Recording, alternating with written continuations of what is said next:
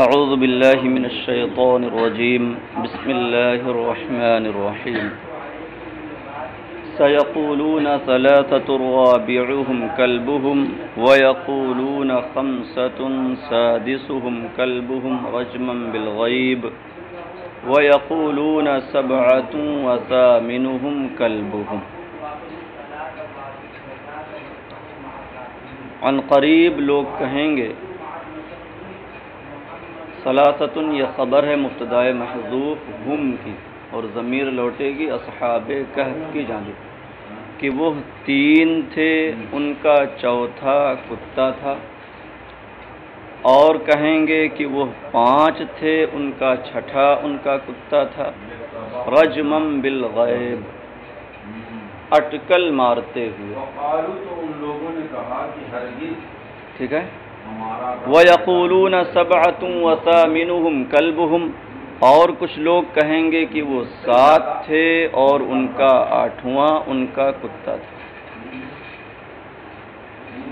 ہاں، اب یہاں سَيَقُولُون میں قائلین کون ہیں، کون لوگ ہیں جو ایسا کہیں گے، پہلے ان کا بیان کر رہے ہیں اور سبب نزول کی طرف کچھ اشارہ، اور اس کے بعد سبعۃ رابعہم کلبہم وغیرہ کی ترکیب بیان کریں گے، اور پھر رجمم بالغیب کا معنی۔ سب سے پہلے سیقولون کے قائلین کا بیان کہتے ہیں، الضمیر فی سیقولون لمن خاض فی قصتہم فی زمان رسول اللہ صلی اللہ علیہ وسلم من المؤمنین واہل الکتاب۔ سیقولون کی ضمیر ان لوگوں کے لیے ہے جنہوں نے اصحاب کہف کے قصے میں غور و خوض کیا، بحث کی، اللہ کے رسول صلی اللہ تعالی علیہ وسلم کے زمانے میں مؤمنین اور اہل کتاب میں سے، ٹھیک ہے، مومنین اور اہل کتاب میں سے جو لوگ اس بارے میں بحث کرنے والے ہیں، اس کی خبر حضور نبی اکرم صلی اللہ تعالی علیہ وسلم کو پہلے ہی دے دی گئی۔ سألوا رسول اللہ صلی اللہ علیہ وسلم عنہم، کہ انہوں نے اللہ کے رسول صلی اللہ تعالی علیہ وسلم سے اصحاب کہف کے بارے میں سوال کیا، فأخر الجواب إلى أن يوحى إليه فيهم، تو آپ نے جواب کو یہاں تک مؤخر فرمایا کہ ان کے بارے میں آپ کی جانب کوئی وحی آئے، تو وحی آنے تک آپ نے جواب کو مؤخر فرمایا، یعنی میں اس کا جواب اس وقت دوں گا جب ان کے بارے میں کوئی وحی نازل ہو جائے۔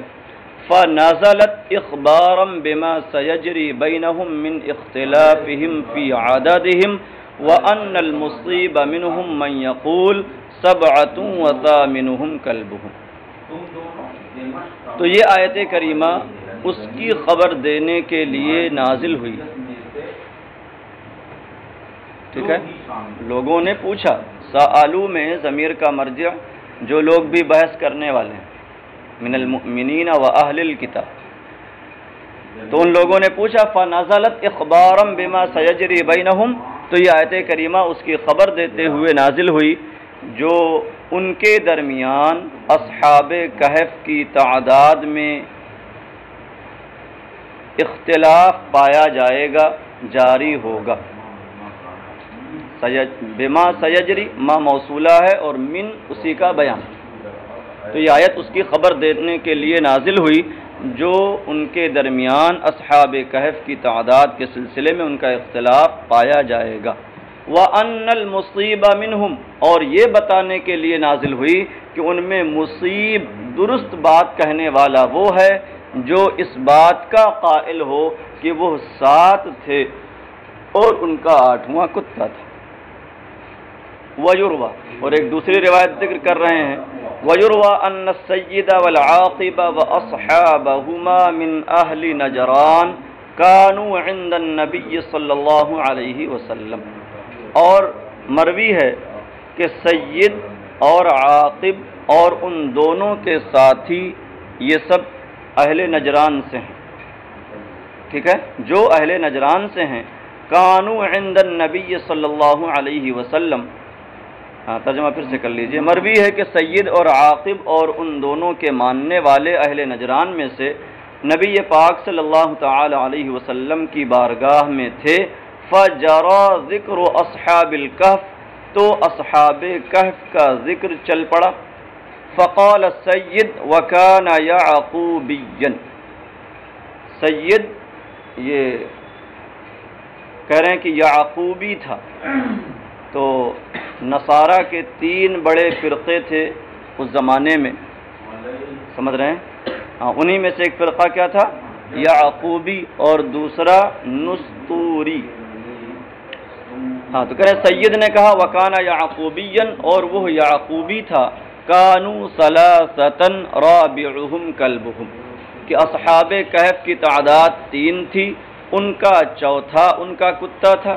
وقال العاقب وکان نستوریا کانوا خمسۃ سادسہم کلبہم، اور عاقب نے کہا جو کہ نستوری تھا کہ وہ 5 تھے، ان کا چھٹا ان کا کتا تھا. تو ان دونوں نے اپنے اپنے ظن و تخمین سے یہ بات کہی. وقال المسلمون کانوا 7 وثامنہم کلبہم، اور مسلمانوں نے کہا کہ وہ 7 تھے اور ان کا 8واں کتا تھا. فحقق اللہ قول المسلمین، تو اللہ تبارک و تعالی نے مسلمانوں کی بات کی تائید فرمائی، ان کی بات کو ثابت فرمایا. وَإِنَّمَا عَرَفُوا ذَلِكَ بِإِخْبَارِ رسول اللہ صلی اللہ علیہ وسلم وَبِمَا ذَكَرْنَا مِنْ قبل. تو مسلمانوں کو کیسے معلوم ہو گیا تھا کہ وہ ان کی تعداد 7 تھی؟ کہہ رہے انہوں نے اس بات کو جانا اللہ کے رسول صلی اللہ تعالی علیہ وسلم کے بتانے سے، اور اس دلیل کے ذریعے جو ہم نے پہلے ذکر کی. کون سی دلیل؟ قال قائل منهم كم لبثتم قالوا لبثنا يوما او بعض يوم قالوا ربكم اعلم بما لبثتم. تو حضرت عبداللہ ابن عباس رضی اللہ تعالی عنہما نے اس سے استدلال فرمایا نا کہ صحیح یہ ہے کہ ان کی تعداد 7 تھی، کیونکہ قائل ایک ہے، قالو 2 جگہ آیا، جمع کا صیغہ ہے، اور جمع کا اطلاق کم سے کم 3 پر ہوتا ہے، تو 3 دونی 6 اور 1 7. وعن علی رضی اللہ عنہ، اور حضرت علی رضی اللہ تعالی عنہ سے مروی ہے ہم 7 نفر، وہ 7 لوگ تھے. اسماؤہم یملیقا ومکشلین ومشلیین ہؤلاء اصحاب یمین الملک. 3 لوگ یہ تھے جو بادشاہ کے دائیں بیٹھتے تھے، اور بادشاہ کے بائیں مرنوش، دبرنوش اور شاذنوش تھے. وَكَانَ يَسْتَشِيرُ هَؤُلَاءِ السِّتَّةَ فِي أَمْرِهِ، اور بادشاہ اپنے معاملات میں ان 6 لوگوں سے مشورہ لیتا تھا. تو یہ اصحاب شورا تھے، بادشاہ کے اہل الرائے میں سے تھے. والسابع، 7واں کون تھا؟ کہہ رہے ہیں والسابع الراعی الذی وافقہم حین ہربوا من ملکہم دقیانوس، اور 7واں وہ چرواہا تھا جو ان کے ساتھ ہو لیا تھا جب وہ اپنے بادشاہ دقیانوس سے بھاگے تھے. ہو گیا. واسم مدینتہم افسوس، اور ان کے شہر کا نام افسوس. تو پیچھے طرسوس آیا ہے اور یہاں افسوس، یہ دونوں نام ایک ہی شہر کے ہیں. پہلے نام افسوس تھا اور بعد میں اس کا نام طرسوس ہو گیا. ہاں، تو افسوس نام رہا ہوگا جب دقیانوس کا دور تھا، اور طرسوس جب یہ لوگ بیدار ہوئے اور اپنے آدمی کو کھانا لانے کے لیے بھیجا، تو اس وقت اس کا نام کیا ہے؟ بدل چکا تھا اور طرسوس تھا. وَاسْمُ كَلْبِهِمْ قِطْمِيرٌ، اور ان کے کتے کا نام قطمیر تھا. بات ہو گئی.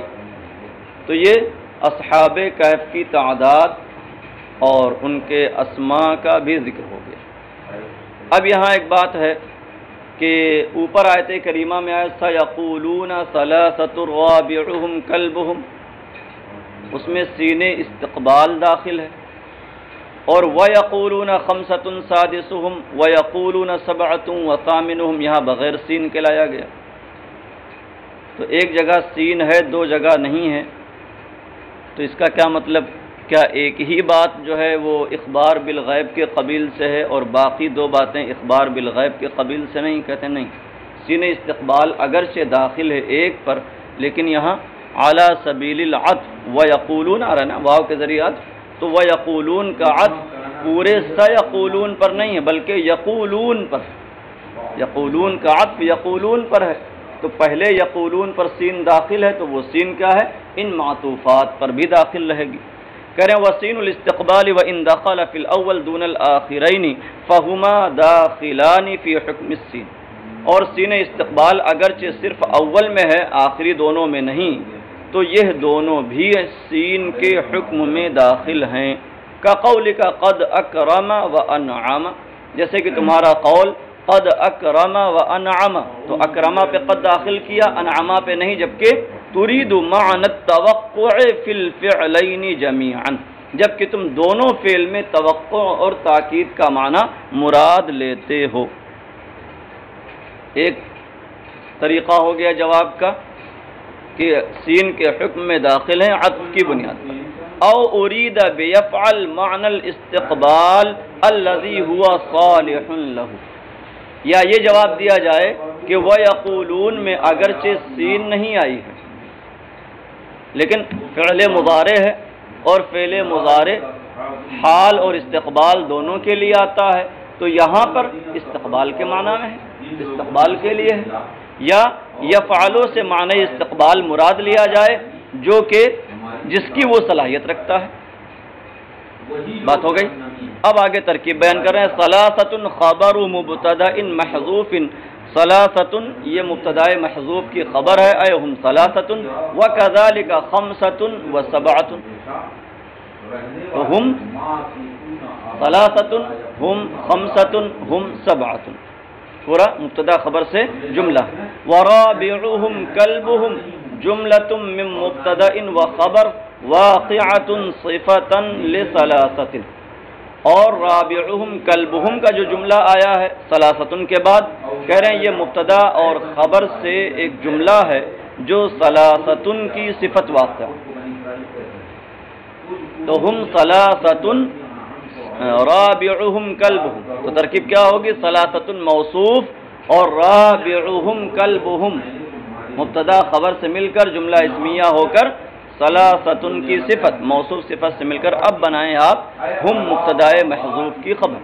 تو رابعهم کلبهم مبتدا اور خبر سے مرکب جملہ ہے جو ثلاثۃ کی صفت واقع ہے.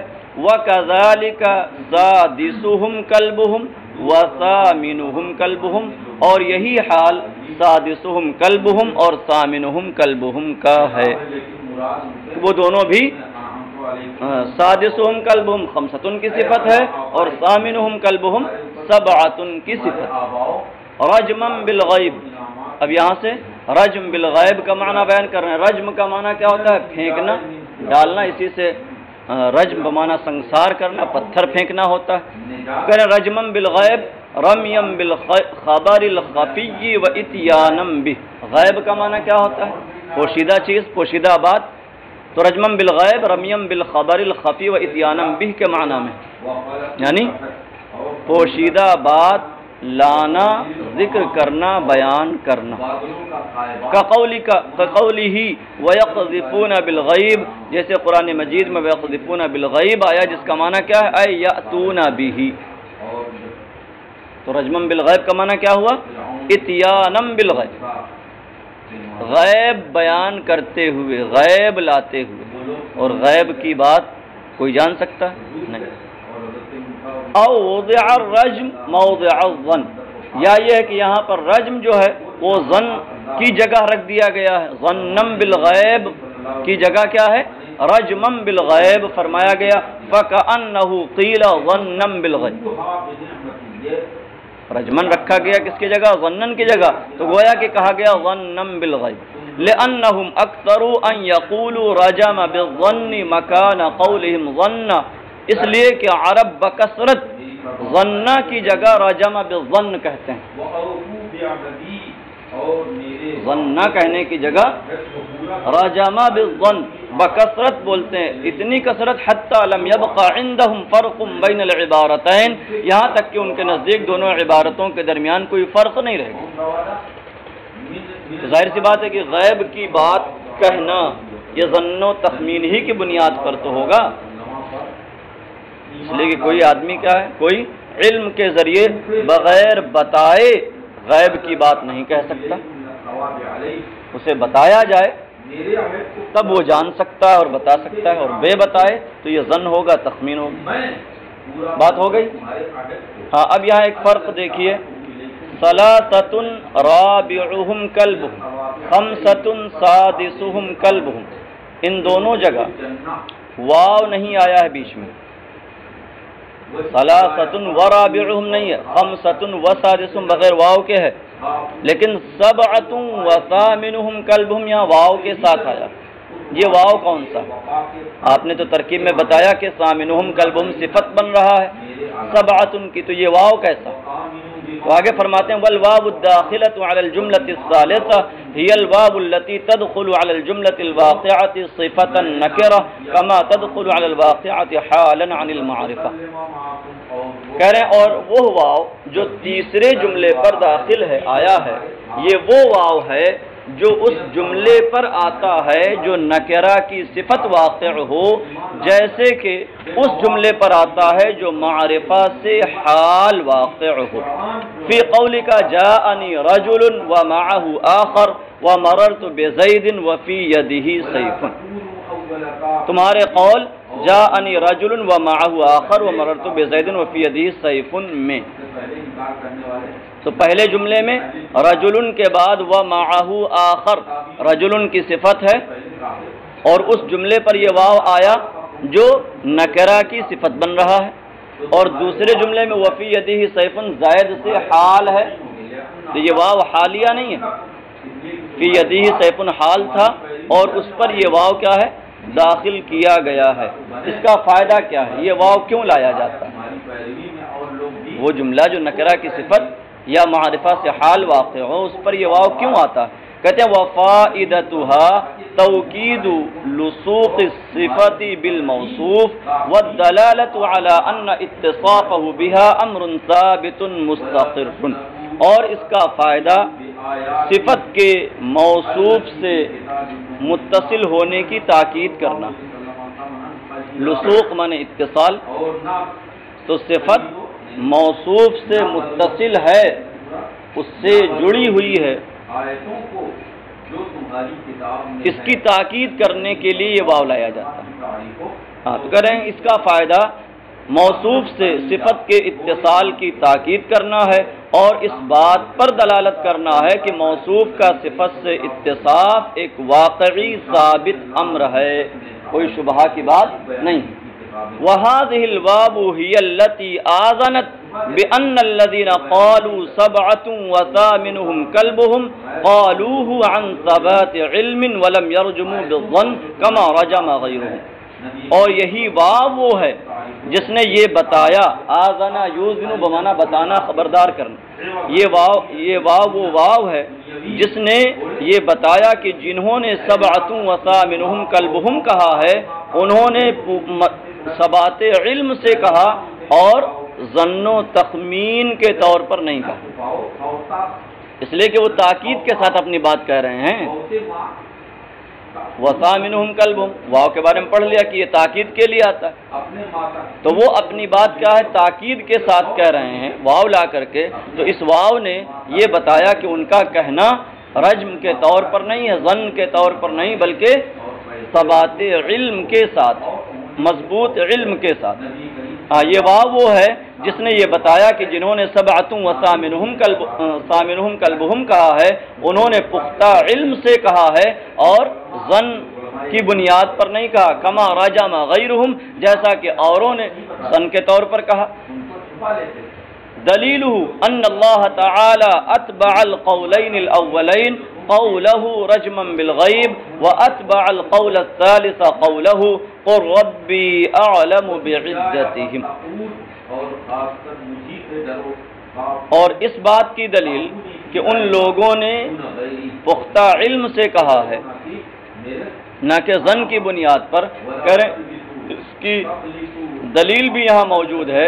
اس کی دلیل یہ ہے کہ اللہ تبارک و تعالی نے پہلے دونوں قول کے بعد اپنے قول رجمم بالغیب کو رکھا ہے اور تیسرے قول کے بعد اپنے قول کو ربی اعلم بعدتہم کو رکھا. تو رجمم بالغیب صرف پہلے دونوں قول کے بعد لایا گیا, تیسرے قول کے بعد رجمم بالغیب نہیں لایا گیا, بلکہ وَثَامِنُهُمْ كَلْبُهُمْ کے بعد کیا لایا گیا؟ قُلْ رَبِّي أَعْلَمُ بِعِدَّتِهِمْ.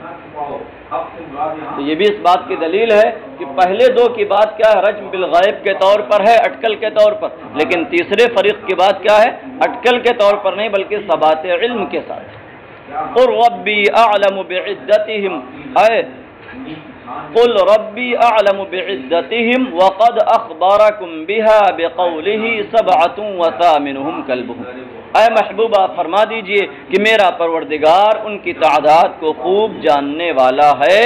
وقد اخبرکم بها اور اس نے کیا تمہیں اس کی خبر دے دی اپنے فرمان سبعة وثامنهم كلبهم سے. ما يعلمهم الا قلیل انہیں نہیں جانتے مگر تھوڑے لوگ. ماں نفی حال کے لیے آتا. اصحاب کہف کی تعداد کو نہیں جانتے مگر تھوڑے لوگ.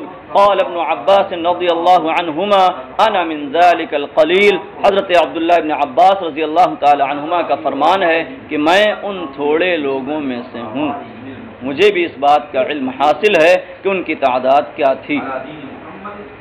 ہو گئی بات. وقیل الا قلیل من اہل الکتاب اور ایک قول یہاں ہے الا قلیل کی تفسیر میں کہ قلیل سے مراد کون لوگ ہیں؟ مطلقاً تھوڑے لوگ نہیں بلکہ اہل کتاب کے تھوڑے لوگ, خاص اہل کتاب سے. وقیل اور ایک قول ہے الا قلیل من اہل الکتاب انہیں نہیں جانتے مگر اہل کتاب میں سے تھوڑے لوگ. ان کی طرف قلت کی نسبت ہے اور مسلمانوں کے تعلق سے تو قلیل ان کے لیے نہیں آیا. والضمیر فی سیقولون علی هذا لأہل الکتاب خاصۃ اور اس تفسیر کی روشنی میں جب الا قلیل سے من اہل الکتاب مراد ہوں تو کہتے ہیں ضمیر سیقولون کی اس تقدیر پر خاص طور سے اہل کتاب کے لیے ہوگی. اے سیقول اہل الکتاب فیہم کذا وکذا یعنی اہل کتاب اصحاب کہف کے بارے میں ایسا ایسا کہیں گے. یعنی اہل کتاب میں سے کچھ لوگ کہیں گے کہ وہ 3 تھے, کچھ لوگ کہیں گے 5 تھے, انہی میں سے کچھ کہیں گے کہ وہ 7 تھے, انہی میں. ولا علم بذلك الا في قلیل منهم اور اس کا صحیح علم نہیں مگر ان میں سے تھوڑے لوگوں میں. واکثرهم على ظن وتخمین اور ان میں سے بیشتر ظن و تخمین پر ہیں. جو بات وہ کہہ رہے ہیں وہ ظن و تخمین کی بنیاد پر کہہ رہے ہیں, اٹکل مار رہے ہیں. فلا تماری فیہم الا مراء ظاہرا بس اے محبوب تم اصحاب کہف کے بارے میں مباحثہ نہ کرو مگر ظاہری مباحثہ. مراء باب مفاعلت کا مصدر اور اسی سے فعل ہے. مارا یماری لا تماری صیغہ نہیں کہا. فلا تجادل اہل الکتاب فی شأن اصحاب الکہف بس اصحاب کہف کے واقعے میں یا اصحاب کہف کے بارے میں تم اہل کتاب سے بحث نہ کرو الا مراء ظاہرا مگر ظاہری مباحثہ. ظاہری مباحثے سے کیا مراد ہے؟ الا جدالا ظاہرا غیر متعمق فیہ مگر ظاہری مباحثہ جس میں تعمق نہ ہو, تشدد نہ ہو. وَهُوَ أَن تَقُصَّ عَلَيْهِمْ مَا أَوْحَى اللَّهُ إِلَيْكَ فَحَسْبُ اور اس کا طریقہ یہ ہے کہ آپ ان پر صرف وہ بیان کر دیں جس کی اللہ نے آپ کی جانب وحی فرمائی بس.